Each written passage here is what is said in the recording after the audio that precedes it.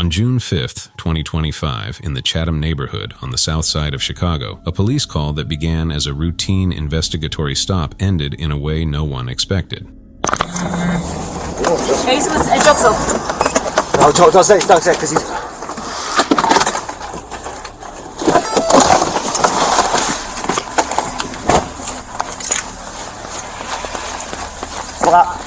Yeah. Come here.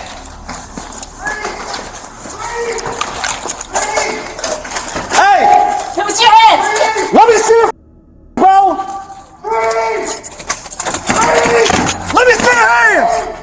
That evening, Officer Crystal Rivera, a 36-year-old officer with 4 years of experience, was working alongside her tactical partner when they noticed a man standing outside an apartment building who appeared to have a large bulge under his jacket, something that looked like it could be a firearm with an extended magazine. Situations like this are common in police work, where officers are expected to act quickly to prevent possible threats, and at first this stop did not seem any different. But when the man, later identified as Jalen Arnold, suddenly ran, Officer Rivera followed on foot while the squad car was still coming to a stop, and her partner quickly parked and joined the chase as they moved toward the building.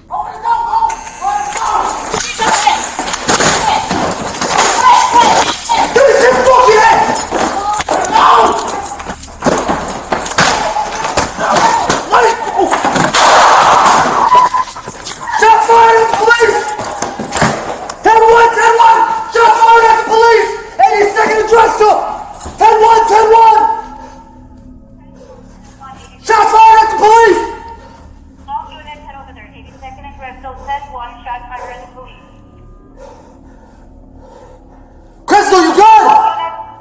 10-1, shots fired at the police! We have their 10-1. We need an ambulance. You need an ambulance! Ambulance, now! I can't get my partner! We're rolling an ambulance for 82nd and Crystal. We are rolling an ambulance.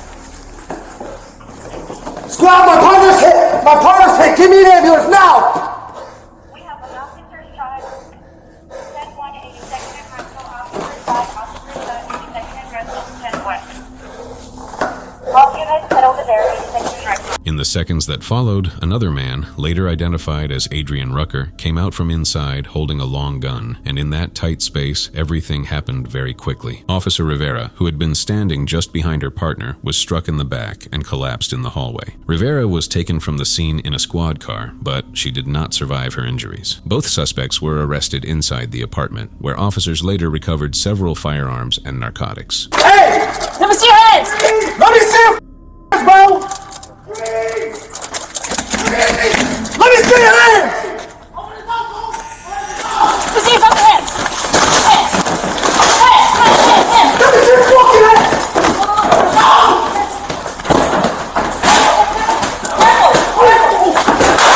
In the months after the incident, more details came out about Rivera and her partner, including that they had previously been in a personal relationship that had recently ended, and that Rivera had raised concerns and asked for a different assignment. It was also reported that her partner, Officer Carlos Baker, had received multiple misconduct complaints in a short time on the force, some of which had led to disciplinary action. Rivera's family later filed a wrongful death lawsuit against Baker and the city of Chicago, stating that the department had failed to address warning signs and had not taken steps to separate them despite the situation. She accepted the risk that came with policing. What she never should have had to fear was her own partner. That betrayal cost Crystal's life. This is about truth. This is about accountability.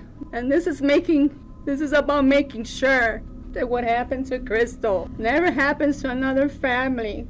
As of now, there has been no final outcome in the civil case, and while investigators have described the shooting as accidental, Baker has not faced criminal charges and has been relieved of his police powers. During the interviews, Baker told investigators he and Crystal were best friends, that he would never intentionally shoot her, and that he was lost and confused and in denial, that I even fired my gun. He said he would die for her and expressed, "I just want to speak to Crystal and say I love you and that I miss you." He described their relationship as no no more than 3 intimate encounters and denied it was a full romantic relationship at the time of the shooting. When body camera and surveillance footage was released in April 2026, it brought renewed attention to the case, with many people questioning not only what happened in those few seconds inside the hallway, but also the decisions made before that night. Because while the situation itself was dangerous and fast-moving, some believe that earlier choices about assignments, supervision, and communication may have played a role in how it all unfolded.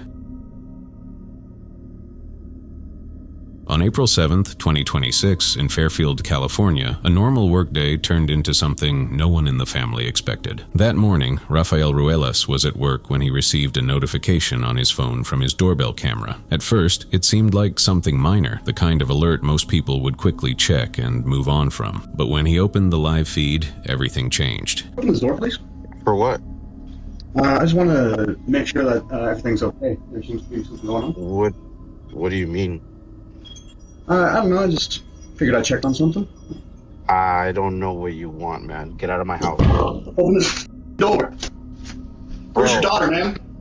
Where's your daughter, man? What are you talking about? Where's your daughter? Who's in there with you? Bro, if you don't... Door.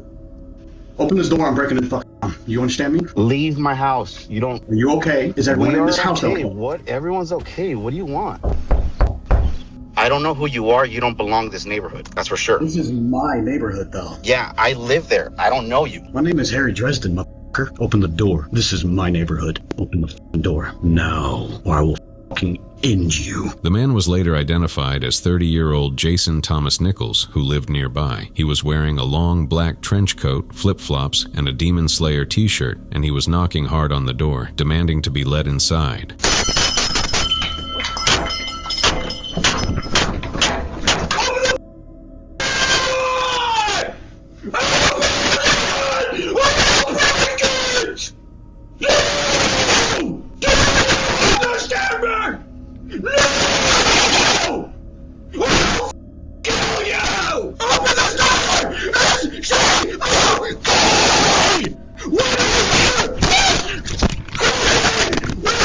When the front door did not open, he moved around the house toward the back. Inside the home, Raphael's pregnant wife and their 5-year-old son were alone. When they heard the noise and the glass breaking, they moved quickly and hid in the garage, staying as quiet as possible. At the same time, Raphael was still watching everything from his phone. He left work immediately and drove home as fast as he could. By the time he arrived, Nichols had already made his way inside through a sliding glass door.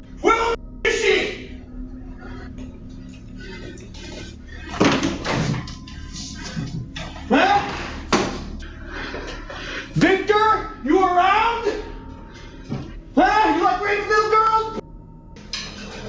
Huh? You try me, I swear to God, I'll kill you. Do you understand me? I'm giving you a chef. Get the out of my house. This is the third room, bro. I'm telling you, get the out of my house. Please. There's no one in there. There's 3 rooms, man. I don't know who you are. You better get the street at 1797 Co-op Drive. I don't know who you're talking about, man. Why do I hear screaming? Are you military? Yes. Okay, can you help me out? Okay, yes. I understand what you're going through right now. Yes. Can you step outside? Yes, sir. Thank you. Will. Thank you for asking. When Raphael entered the house, he came face to face with him, and a struggle broke out between the two. Both men suffered head injuries during the fight, but Raphael managed to push him away. Nichols then left the house and fled the area. The woman and child remained hidden the entire time and were not physically injured. Nichols was arrested later that same day and taken into custody at the Solano County Justice Center. As of now, the case is still ongoing. Nichols is facing multiple felony charges, including burglary, assault with a deadly weapon, vandalism, and criminal threats, along with a misdemeanor charge from a separate incident a few days earlier. His bail was increased due to concerns about public safety, and he remains in custody while the case moves forward. What stands out to many people is how sudden the situation was. There was no known connection between Nichols and the family, and nothing to suggest that something like this would happen in that neighborhood. Raphael was able to see everything in real time and return home quickly, which likely made a difference in how the situation ended. Even then, it raises a simple question: how quickly a normal day can change, and how little warning there can be when something like this happens. On April 22, 2024, 53-year-old Heath Jerome Thomas was driving his work-issued white SUV through Riviera Beach, Florida, a coastal city known for its network of canals that run through both residential and commercial areas, where water is never too far from the road. Heath had spent more than 35 years working as a construction manager and electrical inspector for the Palm Beach County School District, and on that day he was simply heading near a job site along Garden Road, following a routine that had been part of his life for decades. But as he drove near Interstate Park Road South, something suddenly went wrong. 312 to 202. Vehicle is in the center canal. It looks like it's going to be some sort of a city vehicle, unknown who it belongs to, and I have a white male single occupant. We may need mutual aid to get a dive team out here. The car is in the middle canal and it's floating southbound. Guys, it's occupied. It's still occupied. He's above water. He looks like he's conscious, but it is occupied. He suffered a medical seizure behind the wheel. In that moment, the SUV veered off the road and entered one of the nearby canals, a situation that can turn serious very quickly, especially in areas like Riviera Beach, where water hazards are common. When first responders arrived, the vehicle had come to rest in the middle of the canal, partially submerged but still floating and stable.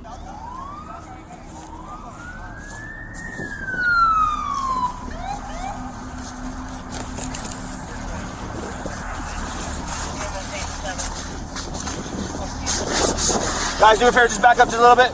Body camera footage later showed that Heath was conscious inside the SUV, sitting above the water level, which meant there was still time to act. Firefighters from Riviera Beach Fire Rescue entered the water wearing life jackets and swam out toward the vehicle, trying to reach him and find a way to get him out safely. For a brief moment, it seemed like the situation might be controlled, until it wasn't. Entry into the water at this time. What's up?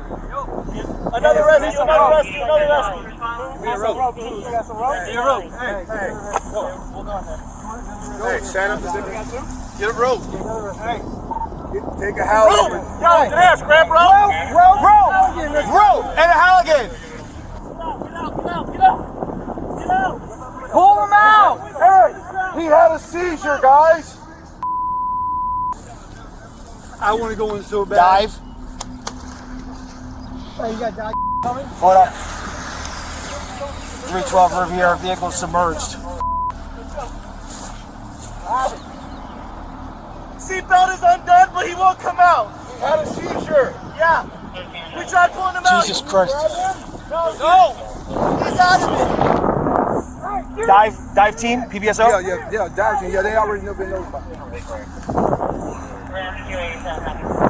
312 Riviera confirming PBSO dive team has been notified. We now have a submerged vehicle and it is As rescuers opened a rear door and used a tool to break the driver's side window, the balance of the vehicle shifted. The SUV, which had been stable until that point, suddenly became unstable. Water rushed inside, and within seconds, the vehicle began to sink. The firefighters could be heard shouting that the car was going down as they tried to pull Heath out, but the situation had become much harder to control. He had already undone his seatbelt, but with water filling the vehicle so quickly, he was not able to escape in time. He was later pronounced dead at the scene. Heath's wife, Gia Joyce Thomas, later described him as her soulmate and the love of her life. Nearly 2 years after the incident, on April 15, 2026, she filed a wrongful death lawsuit against the city of Riviera Beach. The lawsuit points to several issues, including gaps in water rescue training, lack of proper equipment, and problems with how the rescue was managed. It also includes a detailed investigation report that identified policy violations and areas where procedures were not properly followed. Hurt knowing that he was in that video and he was talking to them. So he was alive. And I don't blame it on the fire department. I blame it on the people that didn't train the fire department to do their job the way it should have been done, because Heath would be here today with me, right? It's absolutely preventable. Had they had the proper training, you wouldn't have seen the chaos that you experienced here on the shore. I don't know what he was going through in his head, but I know he was scared, and I wasn't there for him, and that really, really hurts. The city has taken some internal action since then, including disciplinary measures, but has not made public comments about the ongoing case. As of now, the lawsuit is still in its early stages, with no final outcome yet. Many people have questioned how a situation that initially appeared survivable changed so quickly. Reports noted that the vehicle was not stabilized before entry, that roles were not clearly assigned, and that specialized rescue tools were limited, all of which may have affected how events unfolded. Even now, it is difficult to say exactly how each decision in those moments contributed to the outcome. What is clear is that Heath was alive and conscious when help arrived, and within a short period of time, the situation became unrecoverable. In areas surrounded by water like Riviera Beach, incidents like this require careful handling, because even small changes can make a large difference. And in this case, those few moments made all the difference. On January 19, 2026, a 26-year-old woman named Gözde Akbaba stepped out of her residential complex in İnönü Mahallesi in the Menemen district of Izmir, Turkey, and what started as a normal evening quickly turned into something much more serious.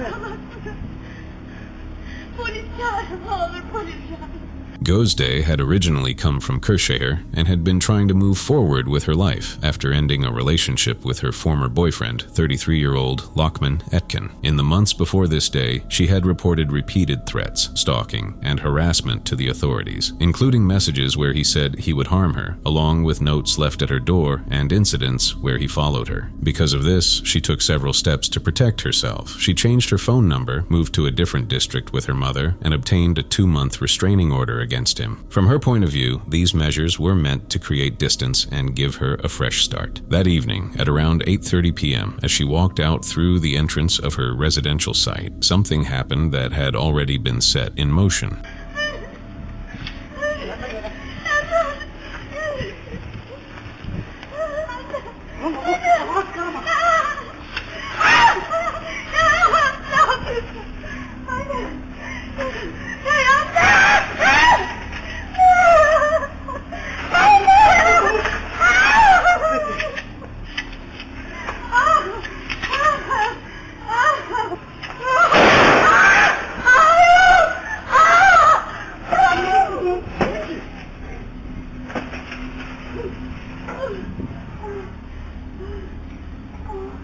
He followed her down the street, still holding a firearm, and within moments, shots were fired. Gözde fell to the ground, calling out for help and asking for an ambulance as people nearby began to react to what was happening. Neighbors came out after hearing the noise, and emergency teams arrived shortly after. She was taken by ambulance to Çiğli Education and Research Hospital, where doctors placed her in intensive care and worked to treat her injuries and blood loss. She remained in critical condition for 2 days. On January 21st, 2026, Gözde Akbaba passed away. Her funeral was held in her hometown of Kırşehir on January 24th, where family and friends gathered to say goodbye. Later that same night as the incident, Lokman Etkin was found and arrested at a nearby gas station. He was still carrying the firearm believed to have been used. He was taken into custody and placed in pre-trial detention. As of April 2026, he remains in custody, and the case is still moving through the legal system, with charges that include the use of a weapon and violation of an active restraining order.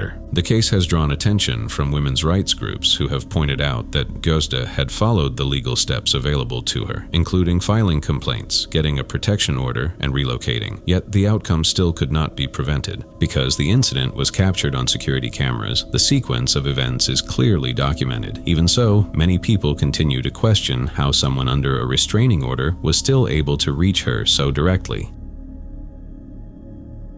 On April 5, 2026, an 18-year-old young man named Damien Gomez stepped out for what seemed like a normal night of work, delivering food on his bicycle through the streets of Chicago's southwest side, not knowing that this routine shift would be his last. Damien was working as a DoorDash driver, riding through the intersection of 63rd Street and Kedzie Avenue in the Chicago Lawn neighborhood. It was early Sunday morning, around 1:20 a.m., when he approached the intersection, moving through it like he likely had many times before, focused on his route and the delivery ahead. At that same moment, a red 2015 Ford Explorer was traveling eastbound on 63rd Street at high speed, and without slowing down, it ran the red light and entered the intersection.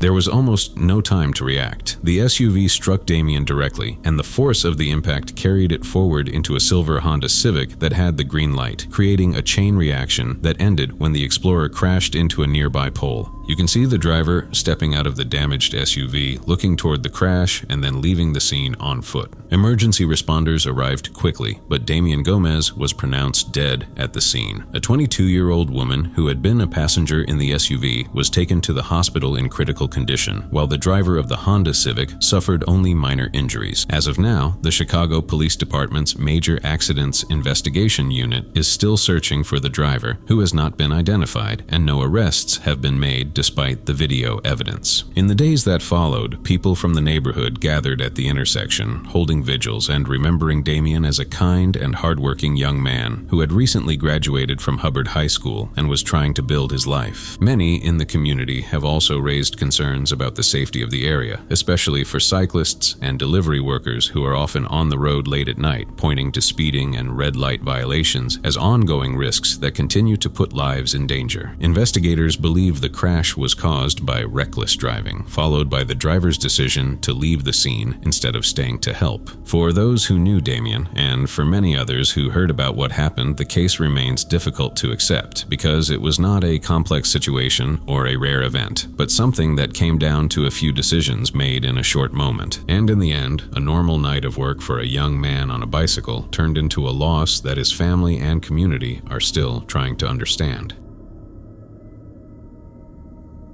In late March 2026, a motorcyclist named Kiefer was riding through the intersection of Hollywood Way and Victory Boulevard in Burbank, California, an area known for steady traffic and constant movement throughout the day and night, and what started as a normal ride quickly turned into something serious. Kiefer, who had been riding for about a year and a half, approached the intersection and continued straight on a yellow light, maintaining his path as expected, with nothing in front of him suggesting that anything was about to go wrong. But as he moved forward, this happened.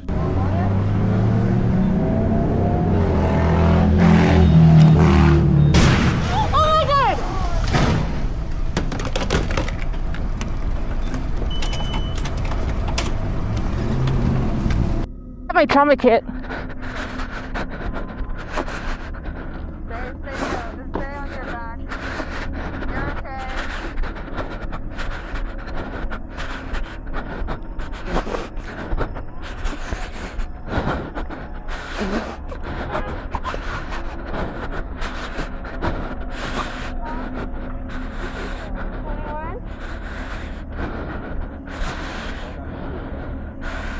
Hey, don't move, don't move. Try not to move, children.